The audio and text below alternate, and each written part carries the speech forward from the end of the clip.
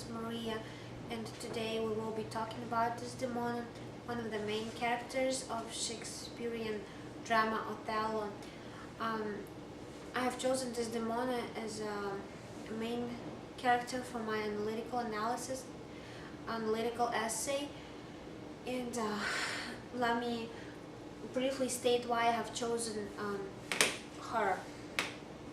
First of all, she might not be as outstanding or unique of a character as other Shakespearean women might be, like Joan of Arc or Cleopatra, but for me it makes her more prototypical of a society of the 16th, 17th century, and especially a female figure in that society. So I believe that by understanding her character and personality, as well as the motives for her actions, we might gain an insight into understanding the whole layer of the society she represents. I have chosen several criteria for my analysis, the time frame being between the 16th and 17th centuries, the place, as we know, is Italy, Venice, later moved to Cyprus, and as the place and the time suggest, the culture was basically defined through church. With that, women were viewed as sinful, since a woman has committed the first sin, and women were seen as responsible for a man's downfall. Therefore, they were considered to be bad influence on men, and men were superior to women and awarded total control over every aspect of a woman's existence, except for actually the right to take her life. That was still considered a crime. However, since the culture defined women as inferior, obedience to men as their masters was instilled from birth. This understanding would explain why Desdemona reacts as she does in the scene where her husband strikes her in front of the two guests, and her only reaction being that she says she didn't deserve that. However, she leaves the room, and later he calls her back. She comes back acting quite obediently and humbly. As a modern woman, it would be hard for me to understand why she would be that submissive with her husband.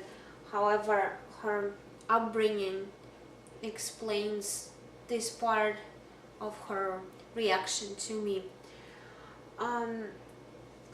While such tolerance to abuse might be understandable, I still found one of her actions towards her husband quite interesting, and by that I refer to her last utterance, where she says to one of her servants that she was the one who killed herself, basically, and that it was not her husband. By that, we can probably see that she not only eases his guilty conscience, but she's also forgiving him, or granting him forgiveness, and at the same time she's trying to protect him from the consequences of his crime, since even in the medieval times a murder of a spouse would be considered a felony and would be prosecuted.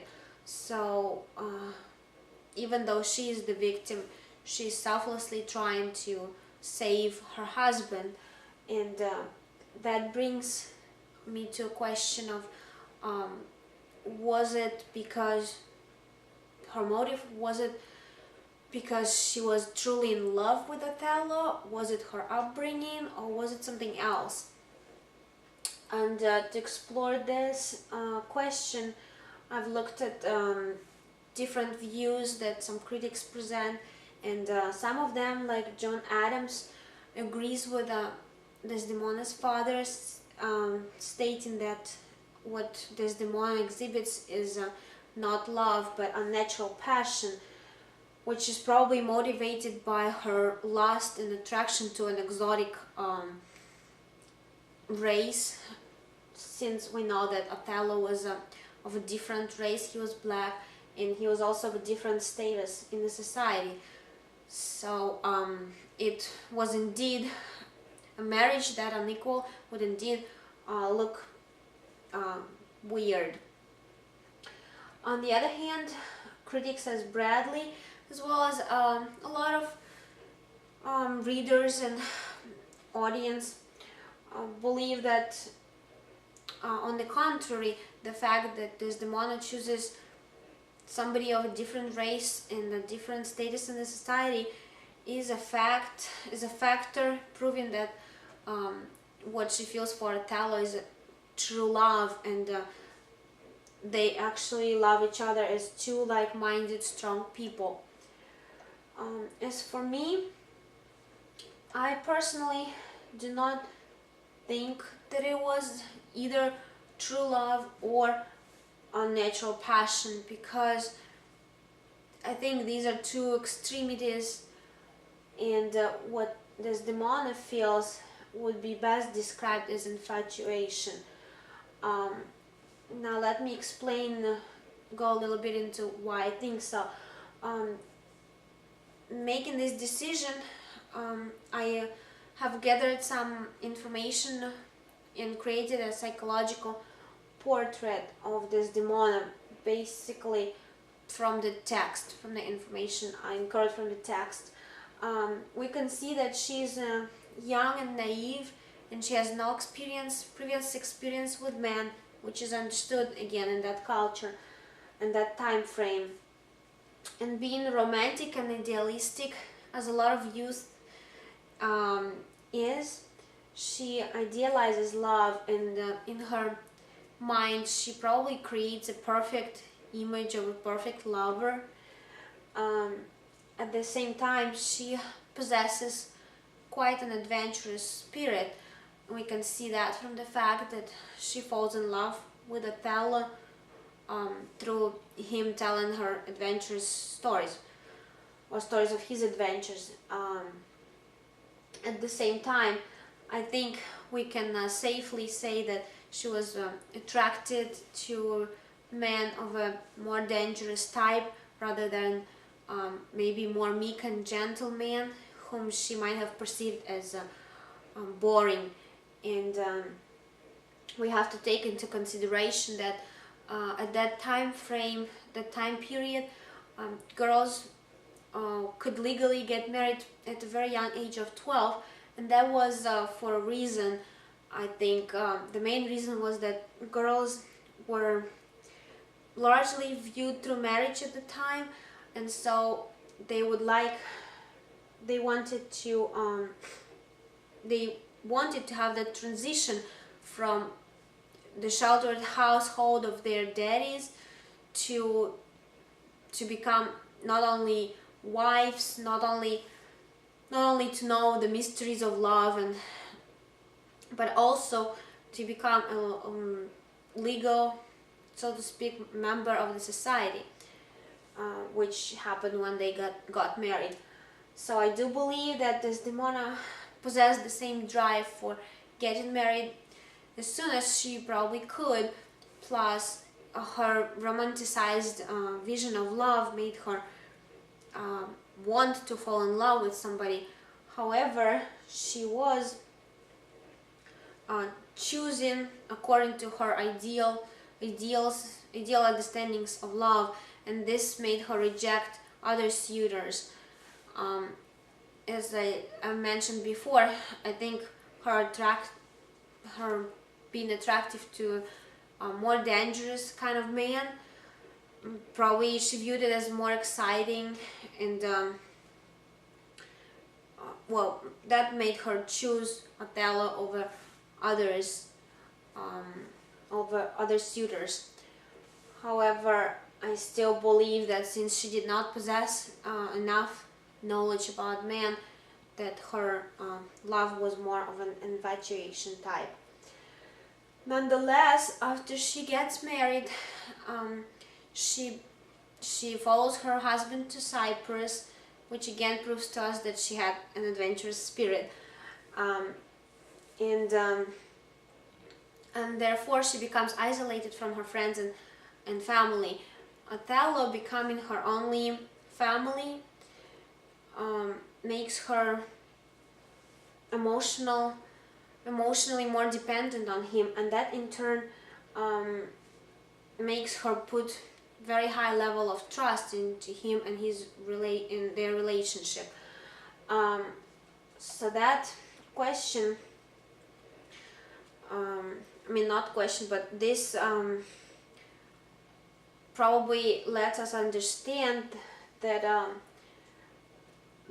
why she let that abuse happen to her, apart from being brought up in an obedient manner. We can see that here. I briefly summarize the reasons. Mainly her trust in Othello made her not believe the possibility of this trust being broken, and that in turn made her ignore the signs of escalating abuse. So she denies violence in Othello and tries to be a perfect wife. Eventually, as we know, that doesn't end very well.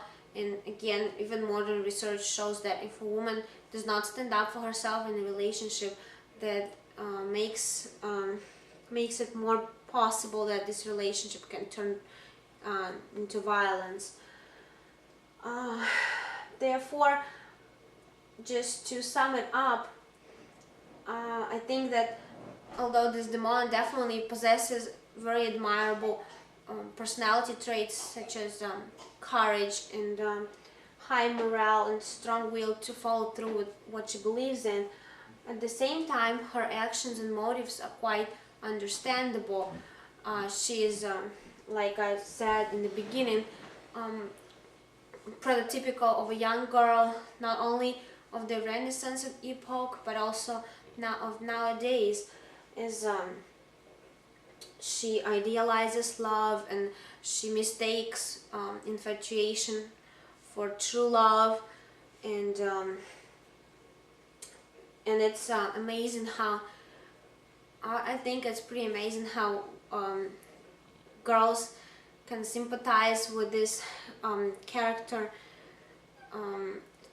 They could sympathize with her 5 centuries ago, and the modern girls still find her character quite realistic, and also probably can understand the motives behind her actions.